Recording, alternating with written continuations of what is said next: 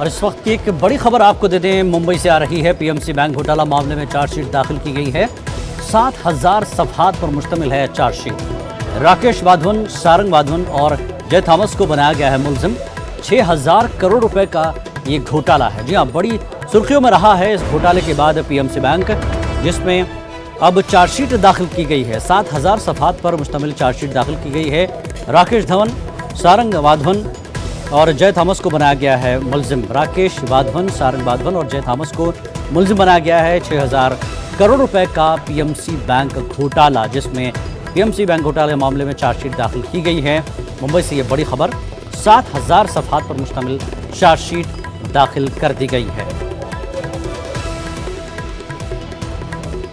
PMC bank घोटाले के बाद वहां के जो कस्टमर्स हैं वो काफ़ी मुतासिर रहे। इस वक्त हमारे साथ मुंबई से हमारे नुमाइंदा अमित जुड़ चुके हैं। अमित, चार्जशीट दाखिल कर दी गई है, क्या कुछ जानकारी आप दे रहे हैं इस बारे में?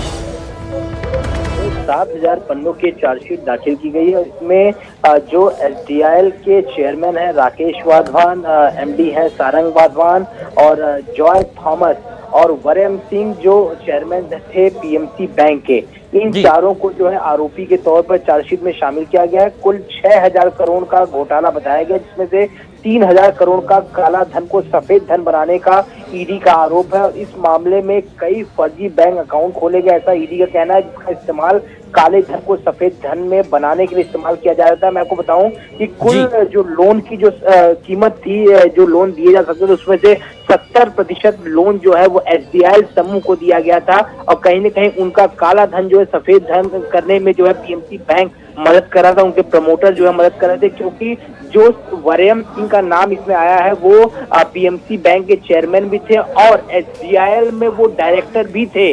तो दोनों ही पक्षों को जो है बराबर समूह को जो है पैसों का लेन देन चल रहा था। इस बात का खुलासा जैसे ही आरबीआई को हुआ, उसके बाद पूरे मामले में जो है एफआईआर दर्ज की गई। ईडी लगातार इस मामले की जांच कर रही थी और खाता धारकों का लगातार सरकार पे प्रेशर बन रहा था कि हमारे पैसे जो है हमें वापस दिए जाए। मैं आपको बताऊं कि 7 से ज्यादा लोगों की मृत्यु भी हो गई है क्योंकि उनके पैसे निकले नहीं। बहुत सारे घर में काम काज। बिल्कुल अमित, जैसा कि आप बता रहे हैं कि काले धन को सफेद किया गया, लेकिन जो जनता का सफेद धन था वो तो बिल्कुल गायब है इसमें। उसके इस मामले में क्या कुछ हुआ है अभी तक? देखिए, निश्चित तौर पे परसों जो है यानी रविवार को जब उद्धव ठाकरे नागपुर के लिए निकलने वाले थे सेशन के लिए, अधिवेशन के लिए, जो कल से अधिवेशन शुरू है, उससे पहले ही मातोश्री के बाहर जो है पीएमसी के खाता धारकों ने प्रदर्शन किया। 3 लोगों का प्रतिनिधि मंडल उद्धव ठाकरे से मातोश्री में मिला। उन्होंने कहा कि हमारे पैसे जो जमा है उन्हें जल्द से दिलवाया जाए। उद्धव ठाकरे ने आश्वासन दिया कि सरकार पूरी मदद इसमें करेगी। लेकिन हालांकि छूट लगातार बढ़ती गई। पहले ये कहा गया सिर्फ आप 6,000 रुपए निकाल सकते हैं, 10,000 निकाल सकते हैं और समय सीमा और छूट बढ़ाई गई। लेकिन अभी भी जो है लाखों खाता धारकों का पैसा जो है बैंक में अटका हुआ। बैंक का जो संचालन है वो सुचारू रूप से अभी भी नहीं चल पा रहा है। पैसे लोग विड्रॉ नहीं कर पा रहे हैं, इसके लिए लोग चिंतित हैं।